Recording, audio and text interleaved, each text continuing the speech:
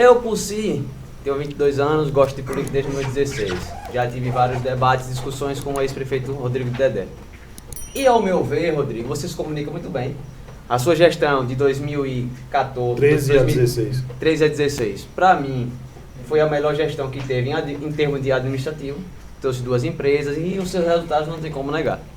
Então você teve uma boa gestão, uma boa comunicação e o terceiro pilar, qual foi que você falou? Política. E uma boa política, você sabe fazer política. Como consultor político, por que um rapaz que tem os 3 pilares não foi reeleito? Alguma coisa ruiu e não funcionou. Alguma coisa teve. Se você for estudar, eu não sei como é que era o governo de Rodrigo, que eu não acompanhava. Eu já conhecia ele, a gente já se conhecia. Eu era fã dele, que é o nosso cineasta da região, acho que vocês todos conhecem, eu já acompanhava. Ele estava me dizendo que tem 20 anos que ele fazia aqueles filmes, eu já assistia. Então, eu não acompanhava, mas assim, eu não sei se você, no seu governo, você media, fazia pesquisa frequente, constante. Acompanhava. Nerivaldo, eu hoje sinal, né, Rodrigo? fazia muito. O que é que eu enxergo, na realidade? Já chegou a fazer essa reflexão? Já fiz. Onde foi que eu errei? Inclusive, um dos motivos que, até dizer para as pessoas, que eu pedi que eu fiz essa provocação para Iago estar presente, é exatamente essa. Porque eu sou, sem sombra de dúvida, não estou dizendo isso com arrogância, não me entenda mal, mas eu sou, sem sombra de dúvida, o candidato que você gostaria de votar. Mas você nunca votou. Tem uma razão. Entenda, você levantou isso. Pô, você foi um bom prefeito, você se comunica bem, mas por que eu não consegui trazer um jovem inteligente, independente, a compartilhar esse projeto junto comigo? E eu identifiquei uma questão que é, na minha opinião, fundamental. E aí eu vou entrar um pouco na sua seara. Eu acho que acabou que isso aqui casou bem. Veja só. Quando a gente, eu não sei se vocês vão me entender, quando você faz um estudo de marketing político, você identifica o sentimento da cidade, você passa digamos assim, a posicionar a imagem daquele referido candidato de acordo com o que as pessoas querem que ele seja, não é com o que ele é. É o desejo, o desejo, e a necessidade. Não é? Para atender, porque marketing é atender. Porque, em teoria, é identificar a necessidade e atender. Exato. Em teoria, isso deveria ser o inverso, né? Você deveria identificar o candidato de acordo com aquilo que as pessoas desejam. Não é? Sem dúvida. Esse seria o ideal. Né? Exato. Mas não é a real. Não é. Então, partindo desse raciocínio, o que é que quando você parte para uma política numa cidade do interior, e eu era uma pessoa como Eliel disse, eu fui vereador por 2 mandatos, então eu era uma pessoa extremamente acessível, fácil. Você falava comigo e me encontrava em todos os momentos, eu vivia esplanada de manhã, de tarde, de noite, na rua e tal, não é? Eu respirava e tal e tal. A partir de 2013, acontecem algumas coisas comigo. Primeiro, eu perdi meu pai com menos de 30 dias de ganhar a eleição. Então, no meu psicológico, eu precisei, inclusive, trabalhar isso. Eu entendia que Deus tinha me dado um sonho e me tirado outro. E que, por sinal, eu dizia o seguinte: se eu pudesse escolher, eu preferia meu pai. Apesar de ter um grande desejo de administrar a minha cidade, mas eu preferia meu pai, sem sombra de dúvida. Lógico que isso foi uma loucura da minha cabeça, que as coisas não são assim. Mas durante um bom tempo, eu tinha isso na minha cabeça. Isso me fez focar para uma coisa, que é uma realidade que a gente precisa, e talvez essa campanha de 2024 eu possa ajudar muito nesse sentido, que é o seguinte: todo mundo da boca para fora diz que quer uma cidade melhor, diz que quer o melhor para o povo, que quer transformar a cidade, que quer fazer o bem. Mas olha, Nerivaldo, no meu gabinete, a partir de 1º de janeiro de 2013, poucas foram as pessoas que eu vim entrar para sentar comigo, para querer o bem dos outros, para querer o bem da cidade, para querer o desenvolvimento comum. Mais de 95% das questões eram pessoais. E eu não estou fazendo aqui uma crítica às pessoas que me fizeram questões, mas isso para mim foi um choque.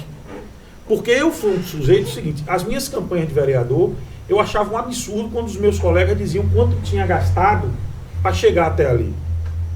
Porque as minhas campanhas eram de convencimento. Todas elas foram de convencimento. De ganhar o voto, não é conversando no sentido de iludir, mas conversando no sentido de mostrar que precisava ter uma pessoa com uma postura diferente. E a partir do momento, e a partir de 2016, se você pega a eleição de 2016, aí sim, durante a gestão, eu foquei demais na questão administrativa, porque foi um momento muito difícil. de queda constante de recursos. Só para você ter ideia, a gente tinha uma reunião a cada 3 meses. A gente sentou aqui, fez o planejamento para 6 meses. Com 3 meses, a gente tinha que sentar para cortar projeto, porque o dinheiro não dava. Mas você fala sobre não ter recursos naquela época. Sim. E a gente teve uma boa administração. Eu chego lá. E aí a gente coloca agora nessa Pô, época. com muito dinheiro, entendeu? Era só uma pausa que eu queria então, fazer. eu me dediquei demais à questão da gestão. Demais à questão da gestão. E Você foi mais gestor do que muito político. mais. E não era o meu perfil. O meu perfil era do político. Do cara. Por exemplo, nós tivemos uma eleição antes, nós tivemos 5 candidatos. Na eleição seguinte eu congreguei 3 candidaturas em uma só. 4 candidaturas em uma e ficou uma do outro lado. Então nós conseguimos reunir todo mundo. Então isso foi um trabalho político importante, não é? De consenso, de habilidade e tal e tal. Então o meu perfil sempre foi muito mais político do que de gestor. Quando eu chego na prefeitura eu fui muito mais gestor do que político. Então isso exigiu que eu me distanciasse das pessoas e hoje eu vejo que dava para fazer as duas coisas, não é? Então talvez essa mágoa do distanciamento, talvez essa mágoa tenha permitido, eu nunca me esqueço que a pessoa que nos acompanhava na época virou e disse assim, olha, quiseram lhe dar um susto, erraram na dose. Porque o sentimento no dia seguinte à eleição na cidade não era de vitória, quando eu perdi a eleição. Como é que eram as pesquisas naquele momento? Olha, aí que eu vou chegar. Nosso adversário naquele momento seria José Aldemir da Cruz, o ex-prefeito. Aí ele tinha um problema na justiça que ele sabia já desde 2013 que não seria candidato. Porque ele teve uma condenação em 2º grau e se encaixava na lei de ficha suja. Ele foi habilidoso politicamente em manter o nome dele aceso como candidato da oposição o tempo inteiro, mesmo sabendo que seria substituído no final. E o que é que ele conseguiu com isso? Ele manteve o grupo dele unido, as pessoas que... Você já sabia disso? Sim, perfeito. E por que você não se posicionou contra? Falávamos, mas não fomos competentes em falar. Nós dizíamos isso. Não soube atirar no Mas não, exatamente, nós não conseguimos atingir o público para nos ouvir. E aí o que é que acontece? Quando ele, enfim, entra com registro de candidatura e, logicamente, é impugnado, que todo mundo no meio sabia. Eu apoiei. Exato. E estava lá. Qual foi a história? Não.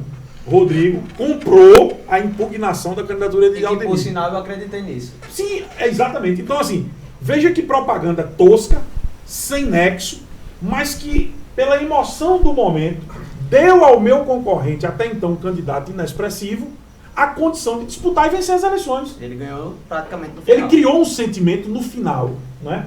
Por exemplo, nesse momento da impugnação da candidatura de Aldemir, nós já tínhamos pesquisa e tínhamos Lobão e PIA, que eram as 2 pesquisas de maior nome do Estado, que uma nos dava 10% de vantagem e a outra nos dava 12% de vantagem sobre José Aldemir. Então, se Aldemir fosse candidato, politicamente, para a gente não tinha diferença. Era melhor. Só que quando entrou um outro candidato, ele conseguiu desvincular Atacou você as máculas de Aldemir, ele deixou, embora fosse irmão, ele deixou de lado as máculas de Aldemir e assumiu a postura de um candidato novo. Não é? E um candidato coitado, um candidato que tinha sido vítima, que era fruto de uma injustiça dos poderosos e tal. E ele conseguiu, da forma mais tosca e da forma mais rudimentar, criar um mote para a campanha dele que acabou sendo vitoriosa no final. Não é? Além de diversos erros ao longo da campanha. A avaliação do governo naquele momento, você lembra? Sempre positiva. Agora, uma coisa me chamava a atenção e eu quero até lhe ouvir.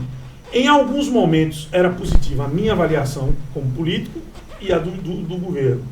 E em outros momentos a do governo sempre era positiva e em alguns momentos a minha como político negativa, embora o governo estivesse bem. O governo nunca foi ruim. Ele sempre foi 70%, 80% de aprovação. Sempre. Agora, a minha oscilava. Só que o governo é altamente dedicado ao prefeito.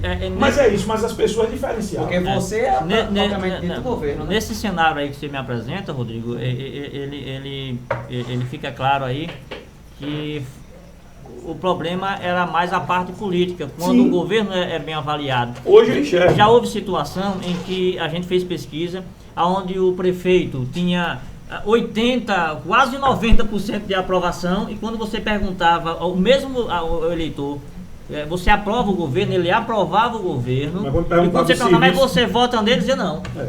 Gente, mas como assim? Você aprova o governo, o cara vota 80% de aprovação, e quando você pergunta se você votaria, não vota. Ele aprova o governo, mas o posicionamento político, o eleitor rejeita. Mas